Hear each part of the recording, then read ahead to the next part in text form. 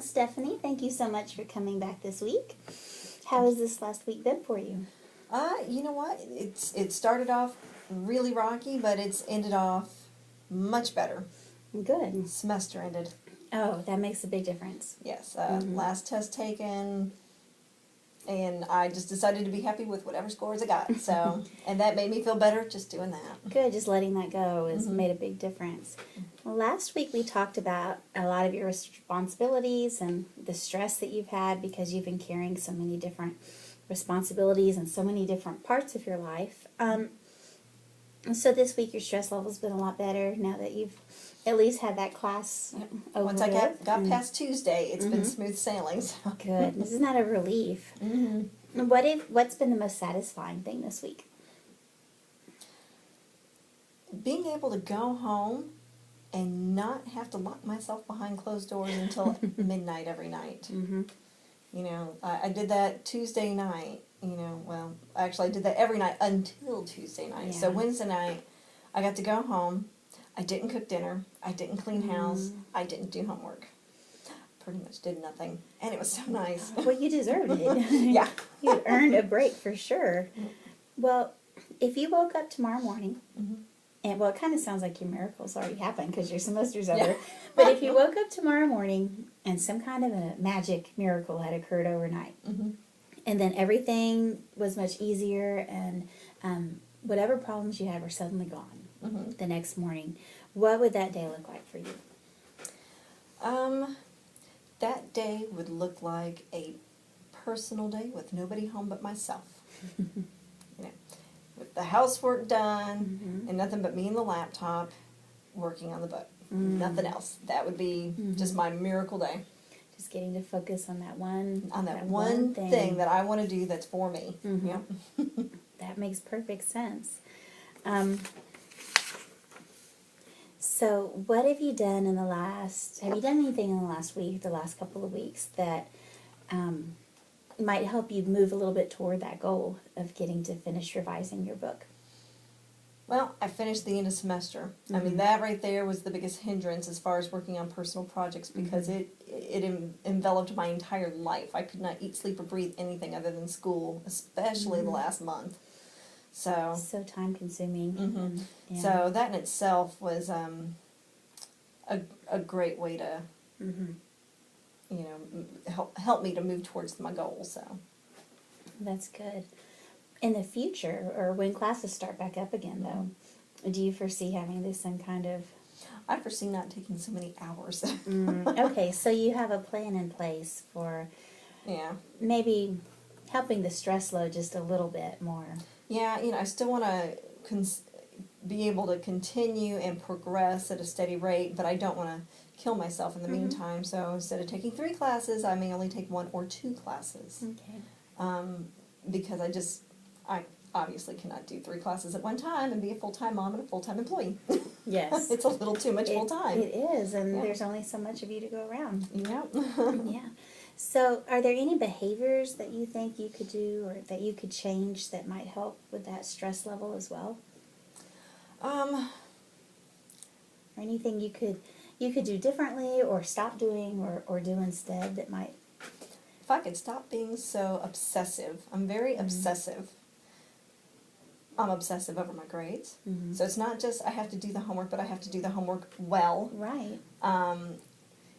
It's, you know, obsessing over what my daughter's doing. You're spending too much time on the computer, you're spending too much time in the games, you know, and I'm just obsess over that, and I know it drives her just as nuts as it drives me. So you kind of feel like you're a bit of a perfectionist when... Is that true in every area of your life? Or Most. Yeah. There's a few areas that I let slide. My house is not a clean house. It's a picked up house, but I let that slide. I used to be extremely obsessive over that, where even my coffee cups all face a certain direction when I put them in the cabinets. I've broken myself mostly from that. Well, that's good. I mean, so you've made some changes in the past with, or at least, you know, learn how to let go of a little bit of that. Yeah, and you catch yourself being a little neurotic and decide, I need to change that. That's not good. Yeah, that's just adding more worries to, Exactly. Well, and learning how to put things in perspective, too. You know, are the coffee cups as important as the history test? Exactly. that kind of thing, yeah. Well, and I can understand what you're saying about wanting to do things well, because if you're going to be investing this much time and this much energy, you know, what's the point if you're not going to do your best on it? Exactly. So, are there, is there anything that you plan to do? What kind of things do you plan for to help you energize or to help you feel better at the end of the day, so that when you go to sleep at night, you're not obsessing or worrying over I read. things? Okay. I try to, and I don't get to do it always, but I try to, when I lay down in bed, at least read for an hour of not, you know, homework or not anything work related, just something that is purely for pleasure. Good. And I, you know, or if I can, you know, squeeze in some hot water, then a long hot shower. Good. But So that's, you, you know, yes. out there battling, so. No, but you have good strategies in Yeah. place for helping to de-stress a little bit there. That's great. What would happen if you negotiated some time and some compromises with your husband for some of those household tasks? I'll tell you that my husband is really good about pitching in when he's needed. He tends, because he works outside, he tends to think that all of his home responsibilities needs to be outside. You know, the yard is the most important thing. But if he knows I'm overwhelmed and I'm just not going to do it, he'll pitch in. He'll do the dishes. He'll clean it up. He knows that he is wholly in charge of the floors. I don't mop, I don't sweep, and I don't vacuum. So if it's going to get done, then he's going to do it. So there is a balance there. Yeah. Well, that's good. So how good are you at asking for help if you need it? With him, very good. In other areas of my life, maybe not as well. I'm not as good of a delegator in office as I am at home. At home, I can delegate all day long. Yeah. But you know he'll love you anyway. Pretty much, yeah. So that's good. What about with your daughter? Are there things that you can delegate to her or responsibilities that she might have? I am trying, but man, I'm getting a hard time getting her to be receptive. You know, she's to the age, and I know this is very old school, but when I was growing up, when I was her age, I used to stand on a chair and wash dishes. Because that was before dishwashers. Oh my God, I just showed my age. No. But I stood on a chair and I washed dishes. And I don't expect her to stand on a chair and wash dishes, but I do expect her to help me pick up her room. I would love it if she would sweep. She could sweep. And she'll do it one day and then she won't do it again. And then it's a fight to get her to do it again. So as soon as the new new fun fun factor is worn off. then- Exactly, because it doesn't matter if there's a reward involved.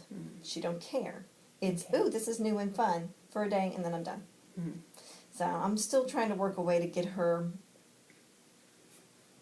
involved in, you know, the household, so. Yeah, well, that's good. Maybe that's something that you can kind of be thinking over for the next week. Is we'll look at some strategies to help with her with responsibility and things too. But just the modeling that you do and seeing, you know, your work and your school and your book you're writing and all of those kind of things. That's that's making an impact, I'm sure. Well, she does want to be a little writer. She, if I'm sitting down writing, she wants to sit down next to me and write in her little book. Oh, that's great. And, you know, so she does to some extent, as long as it's not work. If it's work, she doesn't have anything to do with it. There's got to be a way to make it a game, make it fun. I've got to find a way to make it fun. A race, or she's pretty competitive, isn't she? She's very competitive. That's how we get our teeth brushed at night. Who can do it fastest? There you go. Well, it might be like, let's see if you can sweep the floor faster than I can load the dishwasher. Yep. Okay, well, thank you so much. Yeah. And we will pick back up again next week. All right, great. Thank you. Thank you.